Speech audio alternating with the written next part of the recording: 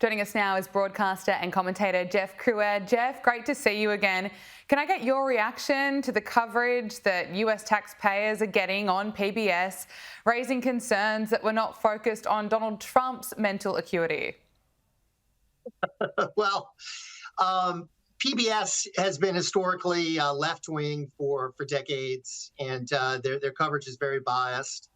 And they had no problem with Joe Biden's mental acuity, and Joe Biden couldn't even remember his own cabinet. Donald Trump goes in front of rallies and speaks for hours and seems to be mentally sharp to me for a 79-year-old man. And the fact that they keep bringing this up is crazy. And they were like totally fine with Joe Biden. I know. Who really, I think he had a problem from before he was elected in 2019. I mean, during the campaign of 2020, he was, he confused his sister and his wife. And I don't think he ever really understood who his defense secretary was. He could never figure out the name Lloyd Austin. So, I mean, it's just, it's amazing that they had no problem with that, but they find some issue with Donald Trump. That's crazy. And we all watched the decline of Joe Biden in real time. And if there was a decline of Donald Trump, we'd all witness that as well. And of course, we'd be calling it out, but we're not seeing it. Now, over the weekend, the White House has honoured Corey Compatore, the hero firefighter who was killed last year in Butler when the gunman tried to assassinate Donald Trump. The White House posted on X 1 year ago, Corey Compatore died a hero, shielding his family from an assassin's bullet in Butler. His courage, love and sacrifice will never be forgotten. We honour Corey today and always. Now, the president has also opened up about coming so close to losing his life just 1 year ago. You know, I have great confidence in these people. I know the people, and they're very talented, very capable. They had a bad day, and I think they'll admit that. They had a rough day. This is a very dangerous job, being president. You know, I say a race car driver, 1% of 1%, think of that, die. It's not a lot. A bull rider, I think that's pretty dangerous. It's like 1/10 of 1% die. And with the president, it's like 5%. Why didn't you tell me this? I could have maybe made a different decision, but I wouldn't have made a different decision because we're doing so well. The country's back. The Secret Service, that has an annual budget of $3.2 billion, displayed utter incompetence that day. Are you confident that they'll be able to get it right next time, that there is an attempt on Trump's life? No, I'm not confident because nobody's been fired. I mean, the only real ramifications were 6 people were suspended for between 10 and 42 days. And a man lost his life, as you pointed out, a real hero who shielded his family. 2 other people, remember, were injured.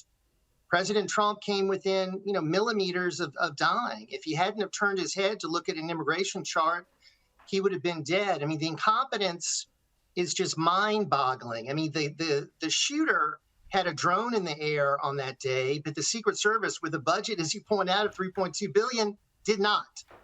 And he was literally running around the whole site for hours and not apprehended. I mean, they should have never allowed President Trump to go out on the stage.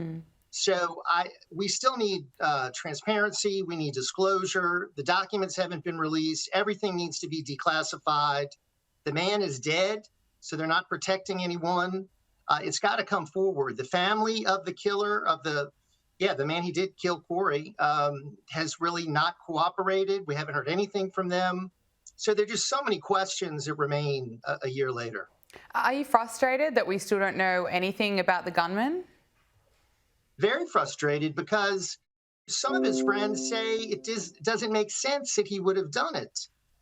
Other information says, well, he went to a range 40 times to practice.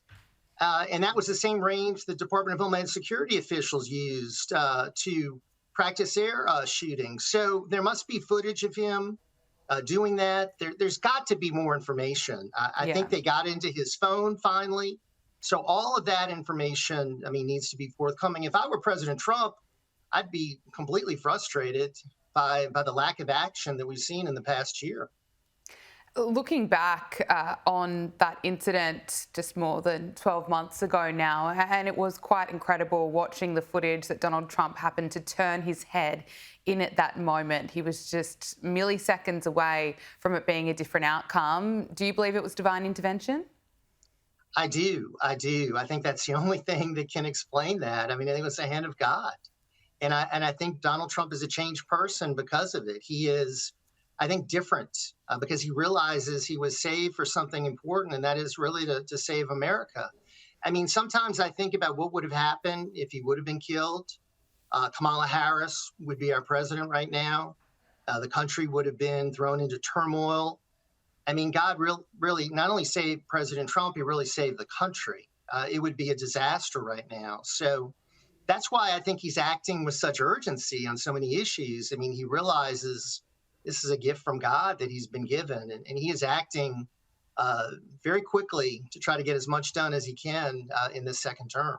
I want to talk to you about the Democrats. It appears some of them are encouraging attacks on ICE agents. Some desperate Democrats are showing that they're all in on this Trump resistance, and it appears that some are encouraging attacks. Look at this. Donald Trump's modern-day Gestapo is scooping folks up off the streets. They're in unmarked vans, wearing masks, being shipped off to foreign torture dungeons. This is America. This is not the Soviet Union. We're not behind the Iron Curtain. This is not the 1930s. And every single one of them, no matter what it takes, no matter how long it takes, will, of course, be identified. That, in fact, is the law. They're acting more like vigilantes than of agents of our government. How can we even trust that these are government officials? It's nothing more than kidnapping.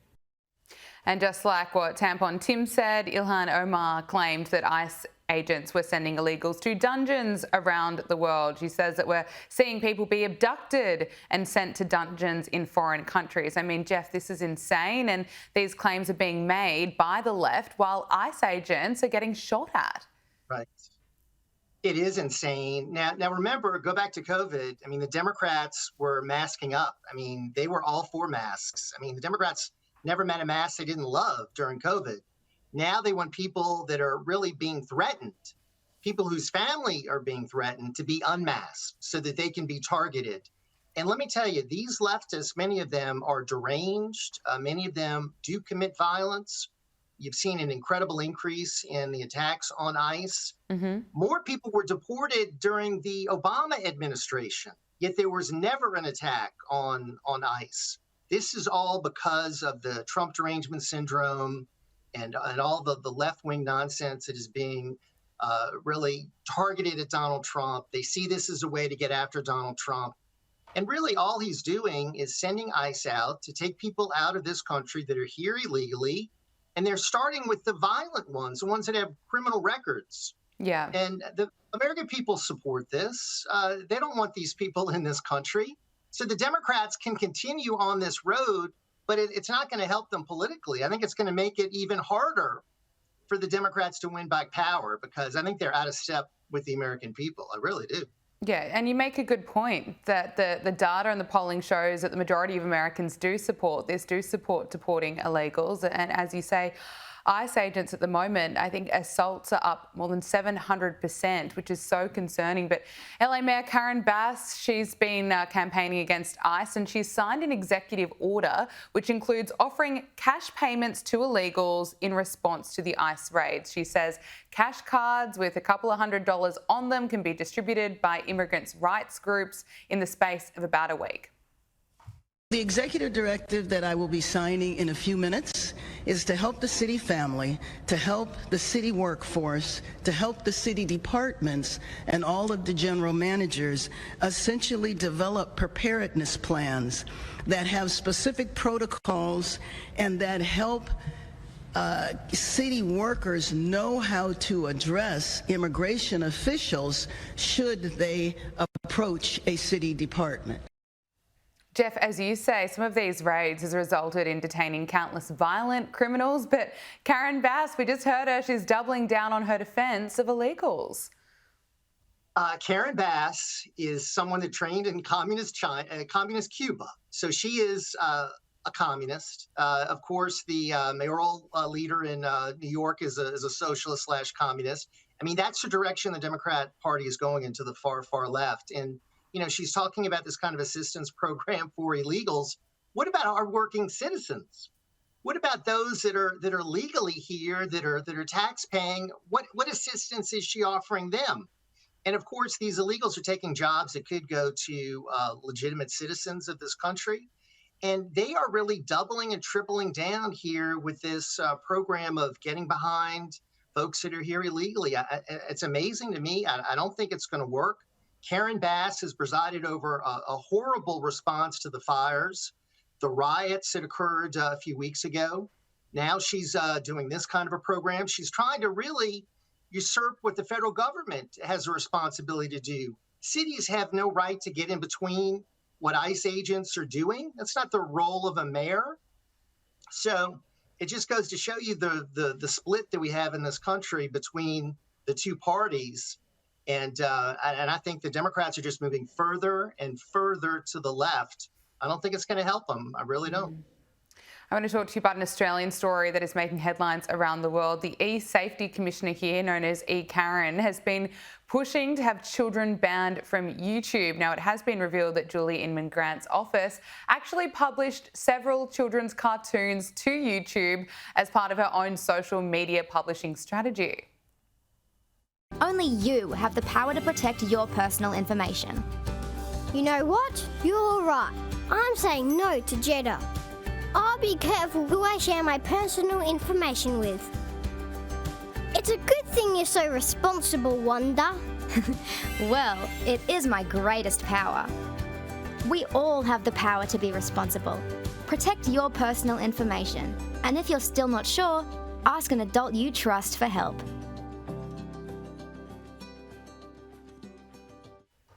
eSafety has a lively YouTube page featuring videos with cartoon animals, kid-friendly animations to educate children. Yet the eSafety Commissioner has been pushing to ban 15-year-olds from YouTube.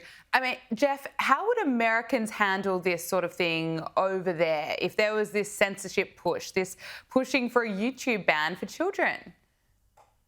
You know, it would not go over well. I mean, this is a country that has a First Amendment. Thankfully, efforts to try to censor Americans have not gone over well. You saw it during COVID. There was a pushback. Hillary Clinton was doing an interview the other day where she was talking about, you know, banning material on social media, and she got a lot of blowback for that. It's not something that the American people like to see. I mean, as long as the content is not promoting violence or profanity or something that is, of course, not appropriate for young people, I don't think American people would stand for that at all. So, yeah, it's just thankfully something that we have in this country that we need to make sure that we embrace, and that's the ability to speak our minds and to have this First Amendment. It really sets us apart from a lot of countries.